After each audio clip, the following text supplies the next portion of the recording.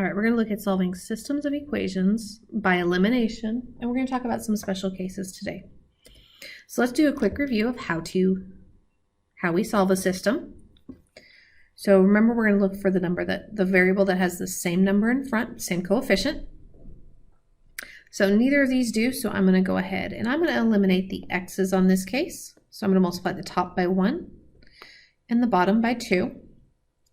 So distributing that 1 through doesn't change anything. So I get 1 times negative 2, negative 2x plus 2y equals 8.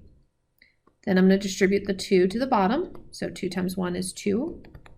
2 times 3 is 6. And 2 times 4 is 8.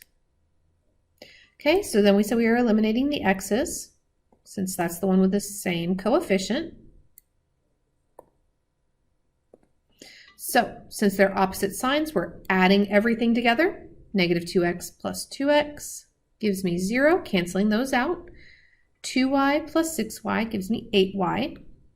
And 8 plus 8 gives me 16. Dividing both sides by 8 to get y by itself, we get y is equal to 2.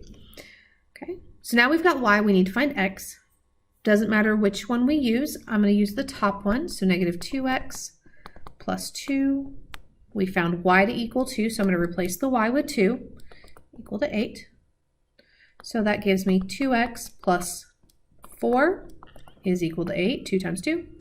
Subtract 4 on both sides, giving me negative 2x equals 4.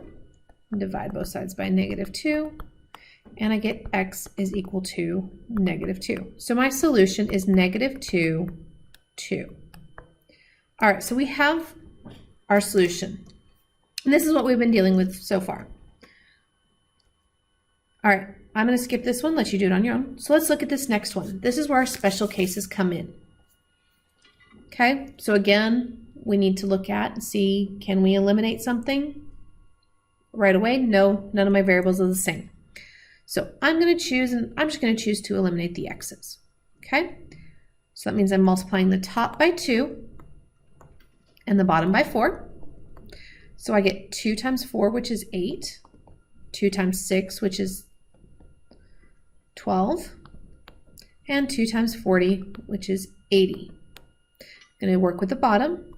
4 times 3, or 4 times 2, which is negative 8x there. 4 times negative 3, which is negative 12y. And 4 times negative 20 is negative 80. All right, so now we'll notice pretty much almost identical equations except for opposite signs, right? So since we said we were eliminating the x's, we'll add our two equations together. 8x plus negative 8x gives me 0x, canceling it out. But then notice here, I've got 12 plus negative 12. That also gives me 0, canceling out the y's. So I have nothing left on the left side of my equation. So we get 0 is equal to, well, what's 80 plus negative 80? 0. Now, is that a true statement? Does 0 equal 0? Yes. So anytime we eliminate both variables and we get a true statement, it is infinitely many solutions.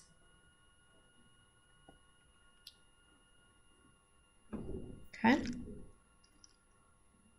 So that's one of our two. So let's look at the other one. This time I'm going to eliminate the y's. Okay. We're going to start with, actually, let's go ahead and, okay, so I'm going to go ahead and again eliminate the x's. Nicer numbers this time, so I'm multiplying the top by 5 and the bottom by 10. So when I multiply the top by 5, that gives me negative 50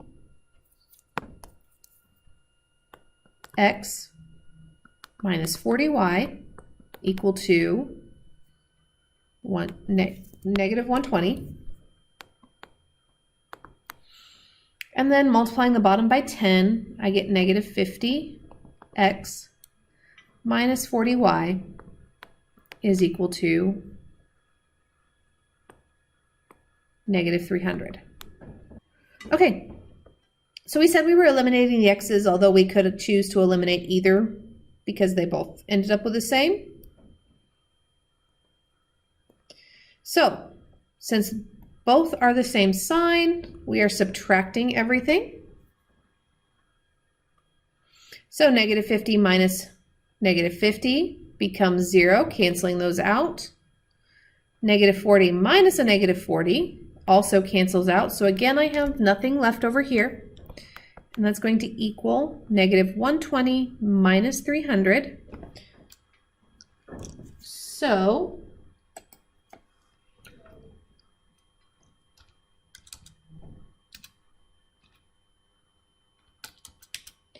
that leaves me with 180.